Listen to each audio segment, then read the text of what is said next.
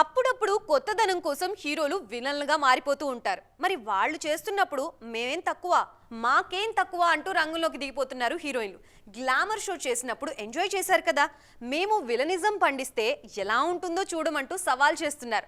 Stars అంతా మెల్లగా negative షేడ్లోకి వెళ్ళిపోతున్నారు. విలన్లుగా మారిపోతున్న హీరోయిన్లు. టాలీవుడ్ లో ట్రెండింగ్ లైన్ ఇదే ఇప్పుడు. ఎంతసేపు అబ్బాయిలనే విలన్లుగా చూపించడం ఎందుకు, కొత్తగా ఉంటుంది, అమ్మాయిలనే విలన్లుగా మార్చేద్దామంటున్నారు దర్శకులు. అన్నట్లుగానే డీజే టిల్లు, RX-100, విరూపాక్ష లాంటి సినిమాల్లో మన హీరోయిన్లు విలనిజం కుమ్మేశారు.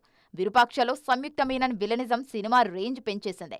అలాగే RX-100లో పాయల్ క్యారెక్టర్ మర్చిపోవడం సాధ్యం కాదు. ఇక మొన్నటికి మొన్న కాంతారా చాప్టర్ 1లో రుక్మిణి వసంత్ సైతం అదిరిపోయే నెగిటివ్ రోల్ చేశారు. క్లైమాక్స్లో ఆమె ఇచ్చే ట్విస్టుకు మత్తులు చెడిపోతాయంతే.